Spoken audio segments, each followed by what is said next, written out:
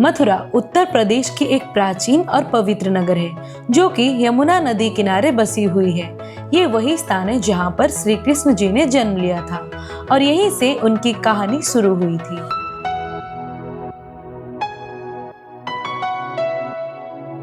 तो आज मैं आई हूँ श्री मथुरा धाम। तो चलिए साथ में यात्रा शुरू करते हैं। आप कहीं से भी मथुरा धाम आने के लिए आप मथुरा के टिकट बुक कर सकते हो और रेलवे स्टेशन के बाहर ही आपको शेयरिंग ई रिक्शा मिल जाएगी जिसमें आप 30 रुपया देकर कृष्ण जन्म स्थान पर आ सकते हो। रेलवे स्टेशन से जन्मभूमि की डिस्टेंस है 4 किलोमीटर।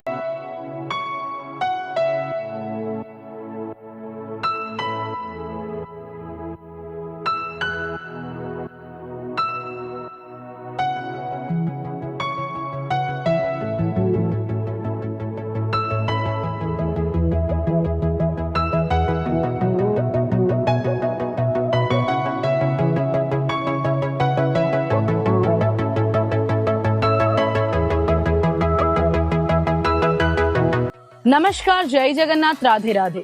तो श्री कृष्ण की जन्मभूमि मथुरा में आप सभी का स्वागत है।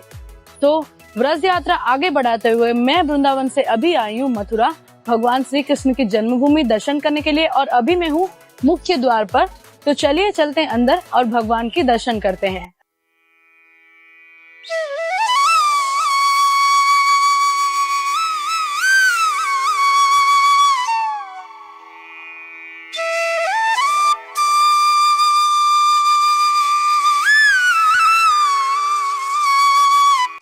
तो अभी जहाँ पे मैं खड़ी हूँ आप मेरे पीछे देख सकते हो, ये है मेन गेट, श्री कृष्ण जन्मभूमि की मेन गेट। यहाँ पर टोटल आपको 3 गेट देखने के लिए मिल जाएगी। आप चाहे तो किसी भी एंट्री गेट से जा सकते हो। श्री कृष्ण जन्मस्थान मंदिर के अंदर किसी भी प्रकार की सामान जैसे कि बैग, स्मार्ट वॉच, कैमरा या मोबाइल फोन लेके जाना सख्त मना है। ये सारी सामान एंट्री गेट पर बने हुए क्लॉक रूम में 5 रुपया देकर फ्री डिपॉजिट कर सकते हो। और यहाँ बैग रखने के लिए काउंटर अलग है और इलेक्ट्रॉनिक आइटम रखने के लिए काउंटर अलग है। तो मैंने अपना सामान रख दिया है। तो अभी चलिए चलते हैं। इस गेट के अंदर ही कंस की कारागार है जहां आज से 5000 वर्षों पहले देवकी मैया के गर्भ से नन्हे से बालकृष्ण जी की जन्म हुई थी। और जन्म के बाद राजा कंस के अत्याचारों से सुरक्षित रखने के लिए वासुदेव जी ने बालकृष्ण जी को यमुना के उस पार गोकुल लेके गए थे।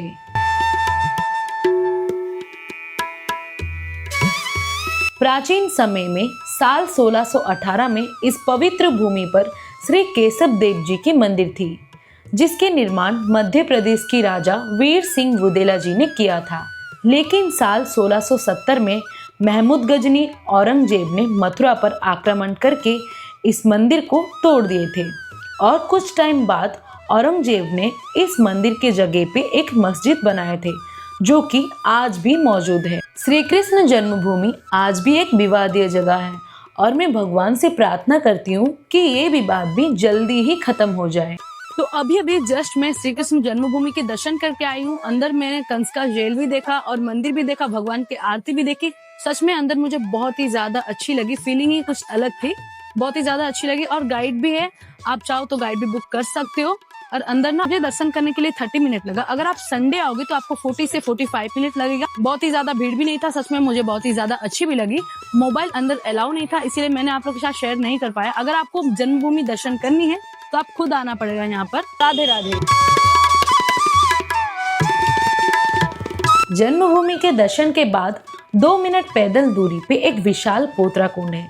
ये वही पवित्र पोतरा कुंड है जिसमें देवकी मैया ने कृष्ण लल्ला के पहले वस्त्र को धोए थे। पोतरा कुंड को देखने के बाद यहाँ से सिर्फ 1 किलोमीटर दूरी पे है भूतेश्वर महादेव की मंदिर। वहाँ पर आपको ऑटो रिक्शा मिल जाएगी। आप 10 या 20 रुपया देना, वो लोग आपको भूतेश्वर महादेव की मंदिर के बाहर ड्रॉप कर देंगे।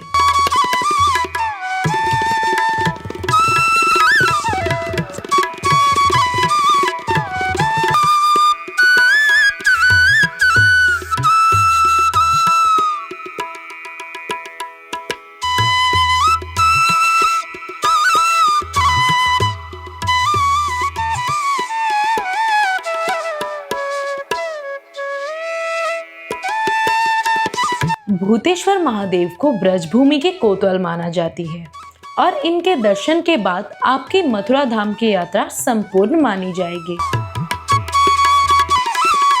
मंदिर परिसर भीतर ही आपको 51 शक्तिपीठ में से 11वें शक्तिपीठ की दिव्य दर्शन भी होगी। यहाँ माता सती के केस गिरे थे।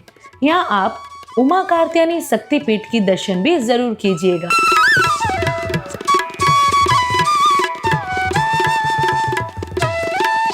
तो भूतेश्वर महादेव की दर्शन करने के बाद हम गए थे थोड़ी सी रेस्ट करने के लिए, क्योंकि मथुरा वृंदावन में 12 बजे से 4 बजे तक सारे मंदिर बंद रहती है। तो आप भी उस टाइम में थोड़ी सी लंच कर लेना, रेस्ट कर लेना, उसके बाद आप सीधा आ जाना द्वारिकाधीश मंदिर दर्शन करने के लिए। तो अभी हम आए थे द्वारिकाधीश मंदिर। द्वारिकाधीश मंदिर 5 बजे खुलेगी। तो हम क्या करेंगे, द्वारिकाधीश मंदिर के पास है विश्राम घाट। तो चलिए विश्राम घाट पे चलते हैं।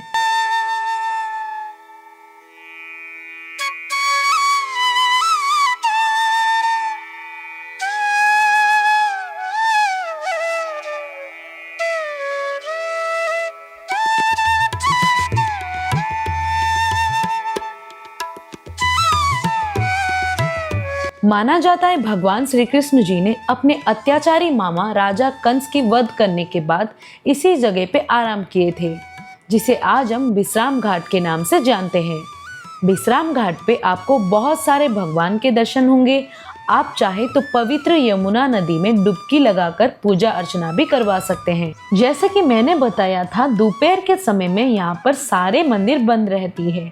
आप उस समय यमुना नदी के घाटों को घूम सकते हैं और इस घाट पे शाम को 7 बजे यमुना आरती भी होती है। तो आप शाम के 6 बजे इस जगह पे आ जाइए, ताकि आप आसानी से अच्छी जगह लेके बैठ जाए और यमुना आरती भी देख सके।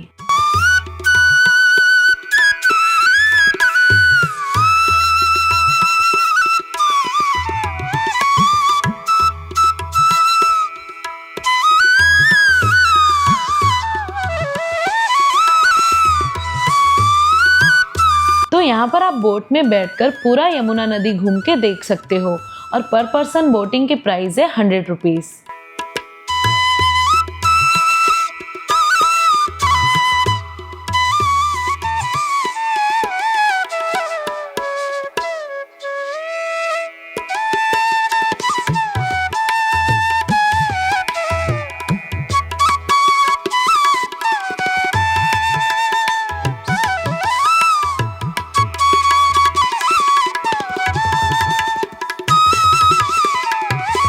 तो बाबा भूतेश्वर महादेव जी के दर्शन करने के बाद हम गए थे रेस्ट करने के लिए। उसके बाद हम यमुना नदी दर्शन करने के लिए आए थे। तो विश्राम घाट में गए थे, यमुना जी की दर्शन भी किया हम लोगों ने, बोटिंग भी किया। उसके बाद हम गए थे द्वारिकाधीश मंदिर, पर अभी मंदिर बंद है। 6:30 को आरती होगी, तो थोड़ी देर बाद हम द्वारिकाधीश मंदिर जाएंगे आरती करने के लिए। बोटिंग करने के टाइम कंस बाबा के जो महल आप लोगों ने देखा था, वही महल देखने के लिए अभी हम जा रहे हैं द्वारिकाधीश मंदिर से थोड़ी सी आगे, मतलब 300-400 मीटर आगे गलियों के अंदर। तो चलिए चलते हैं। ये कंस मामा के महल नहीं, कंस किला बोलते हैं, मुझे पता नहीं था, पर जो भी है यहाँ का व्यू बहुत ही ज़्यादा अच्छी है। देखो यहाँ पर है यमुना नदी और यहाँ पर एक बड़ा सा कुआं है। देखो लाल पत्थर से बने इस महल के बारे में कहा जाती है ये किला 6th सेंचुरी में बना है, जिसे औरंगजेब जैसे कई मुगल आक्रांताओं ने 10 से ज़्यादा बार तोड़ा था और आखिर में जयपुर के राजा मानसिंह ने इस महल की जीर्णोद्धार कराए थे और वर्तमान ये किला बहुत ही बुरी अवस्था में है। तो ये देखो 500-600 साल पुराना कुआं।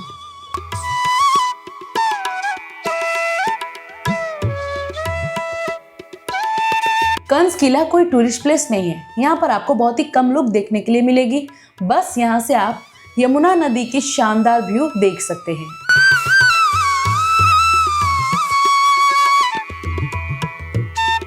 तो अभी मैं आ गई हूँ द्वारिकाधीश मंदिर। द्वारिकाधीश मंदिर दर्शन करने के समय है सुबह 6 बजे से 11 बजे तक और दोपहर 3:30 बजे से लेकर 7 बजे तक होती है। और द्वारिकाधीश मंदिर में अभी आरती के समय है, इसीलिए बहुत ही ज़्यादा भीड़ है। अगर आप दिन के किसी समय में भी आओगे तो आपको इतनी ही भीड़ देखने के लिए मिलेगी, क्योंकि यहाँ की टाइमिंग बहुत ही ज़्यादा यूनिक है। यहाँ पर हर 1 घंटे 1.5 घंटे में भोग लगाने के लिए मंदिर की द्वार बंद हो जाती है। तो ये है श्री राजाधिराज ठाकुर सिंह द्वारिकाधीश महाराज जी के मंदिर। तो चलिए दर्शन करने के लिए मंदिर के अंदर चलते हैं।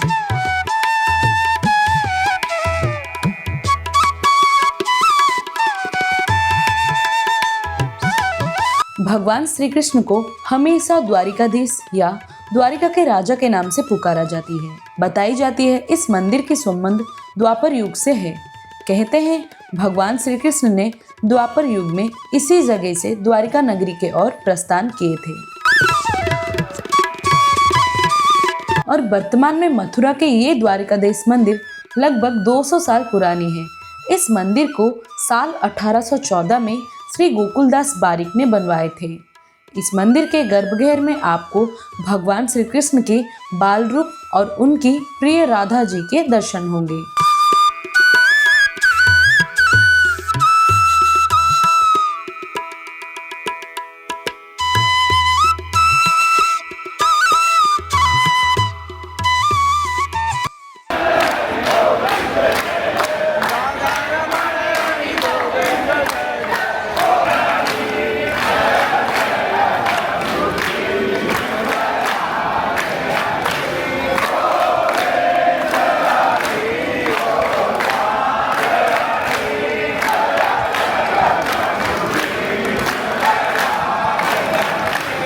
मथुरा में आने वाले सभी यात्री एक दिन की इस मथुरा यात्रा में इस सभी जगह पे घूमने के बाद गोकुल में स्थित रमन रीति आश्रम में जाते हैं। मथुरा से गोकुल की डिस्टेंस है 10 किलोमीटर और मथुरा वृंदावन जो घूमने के लिए आते हैं वो नंदगांव, गोकुल, बरसाना सब घूमने के लिए जाते हैं। आप इस जगहों पे वृंदावन में भी रह के घूम सकते हो और मथुरा में रह के भी घूम सकते हो। तो मैंने इस वीडियो में आप लोग के साथ शेयर किया आप एक दिन में मथुरा में कौन से प्रमुख मंदिर घूम सकते हो। तो मेरे से जितना हो पाया मैंने आप लोग के साथ शेयर किया। तो कैसी लगी आप लोग को आज की वीडियो अगर पसंद आया है तो वीडियो को एक लाइक और चैनल को सब्सक्राइब करना मत भूलिएगा। तो मिलूंगी आप सबसे बहुत ही जल्दी और एक नया वीडियो में। तब तक के लिए मेरे चैनल के साथ बने रहिएगा। Bye bye, love you all, जय जगन्नाथ, राधे राधे।